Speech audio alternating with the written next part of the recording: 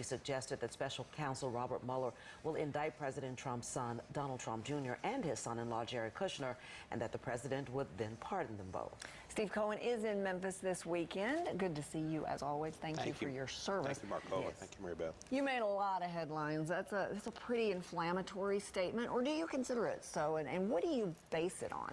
Not inflammatory at all. I think it's just logical. You follow the dots. The Russians hacked the DNC. The Russians interfered with our election. They had likely some interaction with Americans, more likely than not the Trump people, as indicated by the meeting at Trump Tower. Kushner was in the meeting. Donald Trump Jr. was in the meeting. Kushner was responsible for targeting social media. Donald Jr. was responsible for several things that aimed toward the Russians, including Russian investments, which he talked about. I think it's pretty clear when you get into it and who's going to be involved. It's going to be Kushner and Donald Jr. They were top of the campaign. They were involved in these issues. They were involved with Russia. They are Trump's alter ego. So I don't think it was inflammatory. I think it just followed the leads, follow the dots. Along the same lines, what did you think about the president's meeting with Vladimir Putin and his reaction, or maybe the lack of reaction, to our security people saying that, yes, they definitely did hack it, but he didn't say that to the president when he had a chance to say that to Vladimir Putin? What do you think about that meeting? It's pretty obvious that President Trump is under the influence of Vladimir Putin. And whether it's financial, which there's all indications that he has been financially helped by the Russians for years, because the American banks cut him off after Atlantic City. And Eric Trump said, we've got all the money we need from Russia. So did Donald Jr. on a different circumstance. He's been the king of debt, and then all of a sudden, the last 10 years, he's been doing cash deals. Scotland, it was all cash. Cash with money funneled from someplace that doesn't want to be traced. I did see a report on that. And then you have his Wilbur Ross, his Secretary of the Treasury, Cyprus Bank, co-chair with a Russian. Same situation, banking world that gave Manafort his money that was filtered out of Russian-supported Ukrainian president. So there's money, there's possibility of films at the Ritz-Carlton. That was in the dossier, and I think there's plenty to go with that. I've had some other information that says there's a likelihood that he was bugged there. I've been in the Ritz-Carlton in Moscow. It's bugged all the time, and he should have known it. And the third thing is collusion with the Russians. There was conspiracy to affect it. Any one of those three would be enough. I think they're all three there. The intelligence, the administration officials in intelligence all came out yesterday. The president, it was noted, was not there. But what does it really make a difference if he was not physically there introducing them? Because they all agreed that there was Russian interference, and that we currently have Russian interference. So why does it matter, or does it, that he did not come out with them? It doesn't make that much difference. It would have been a better case if he'd have been there present, but there's very little question that he had knowledge. Now on the front end as well as the back end, there are calls to unknown numbers, blocked numbers after the conversation by one of the sons. Mueller will know where those calls went, and they probably went to the father. But do you feel like, because all of, I mean, the director of national security, I mean, even John Bolton was there yesterday at the White House. Did the president need to be there, or because there's some kerfluffle about the fact that he wasn't there? You mean at the press? I mean at the press well, conference, Mary Beth, he was in Pennsylvania, and he called it a Russian hoax. 25 indictments. So you do think it matters then? Because he wasn't there because he was campaigning, but he contradicts it. He said it was a Russian hoax. If 25 indictments of Russians brought by American grand juries and American officials and Republican appointed officials, you got to remember, Mueller's appointed by Trump, Rosenstein's appointed by Trump, Wray is Trump. So what you're saying is that it's not good enough that all of these officials came out and said very strongly that the Russians are still interfering. What you're saying is it's not good enough because Donald Trump did not. Well, he hasn't given them the order, the directions to go after this in a very, very aggressive manner.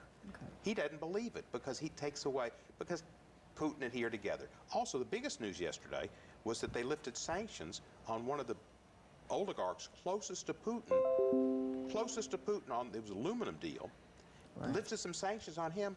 I guarantee you they talked about that in a 2-hour conversation. And Vlad said, Donald, you know our friend? And our friend is probably one of the guys that's financing all the Trump projects. It's unbelievable what's going on. This is one of the worst crime situations ever involved in Washington, and it's one of the biggest con jobs ever put on in the face of the earth. Will Donald Trump be impeached? Is there room for that? Is there reason for that? I mean, if you say if all of this crime has gone on, all of these things are going on, will he ever bear any responsibility criminal? If we've I got thought the a fly on Russians the were set? bad, but you got bugs in here. Man, would you? So do you think there will be impeachment? Is that something you would support?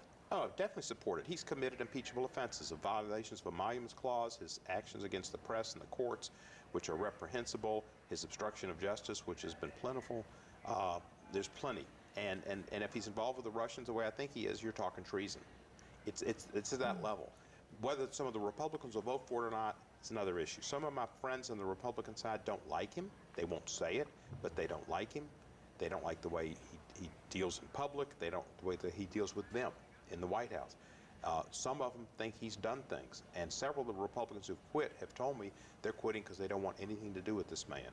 So in private conversations, because, you know, in any collegial situation, what does the Republican Party say? We know what they say, what the leaders say publicly, but in private conversations, obviously without naming names, are they concerned? You said they don't like him, but are they as concerned as you have expressed? Maybe not as much as I have, but many of them are. Many of them are. And So unfortunately, many of them are quitting. Those that are the most True. concerned are quitting. The ones that stay back are the Freedom Party folks who are more likely to be influenced by Fox News. And let me say something here about Fox News and Freedom Party. I made a statement about Peter Strzok, the FBI agent, and I got a lot of flack on it from Fox News people. It was a metaphor about him getting the Purple Heart. I immediately Right, I said saw that on Twitter. I immediately Yeah. said I regretted it. I said 4 times on Twitter that I wasn't. It was a metaphor, and it was just a way of defending him. I have hold veterans in high regard and the Purple Heart in high regard. Right. They went on like I didn't know what the Purple Heart was about. Then I said something to the effect on Monday of where are our military folk now when the president is in the hands of the enemy? And they said I called for a military coup. That's insane. All I was saying is, where are you on Twitter? And yet that got out there and people thought I called for a military coup. Well, you know, subtlety doesn't work these days. Let me just ask you real quick, Because they drank the Kool-Aid and they buy anything they're told. you've been in politics a long time. The president has said he's willing to have the government shut down very close to the midterm elections if the wall vote doesn't go through, if Congress does not give him the wall. Does that make sense politically? He must think it does. He's a political animal. He looks at the polls. He tries to get his base stirred up and to come out. So he must think it does make sense. I don't think it makes sense. The public's against shutdowns. I voted to open the government twice because shutdowns are not good and the public doesn't support shutdowns. Yeah. What happened in Shelby County yesterday, I think, is illustrative of what's going to happen nationally. Shelby County had a blue wave. All the Democrats won. Every Democrat won, from the best to the worst. They all won. But is Shelby representative of the country? More so than the rest of Tennessee. Tennessee is the 6th most Trump state in the country. And what you saw was women get out and vote, and women won. And Yeah, women did win. it's going to give Carl Dean a chance to beat Bill Lee, because Bill Lee is so extreme on women's issues that Carl Dean has a chance. Can you name one thing that Donald Trump has done that you like? There's a few things. Tommy Parker, he appointed as U.S. judge here, district court judge. He's a great one. Pardoning Jack Johnson was something I had endorsed 3 or 4 years ago. Not a big deal, but he did it. Pardoning Mary Alice Johnson here was a good thing. I recommended and sent it in. But there are tens of thousands of people that should have their sentences commuted. It was a commutation, not a pardon. And he didn't do that. Okay. The sentencing bill, where this New Start Act, I supported that. It wasn't on sentencing. It was on programs in prisons to get you a better opportunity to get trained, to get out a little earlier. And I supported that even though Jared Kushner was pushing it. I said, I'm not going to vote based on Jared Kushner. I'm going to vote on what's right. So I did that. And putting Madison as Secretary of Defense was great. Okay. Well, thank you. All right. Grand Canyon University's RN to BSN online degree program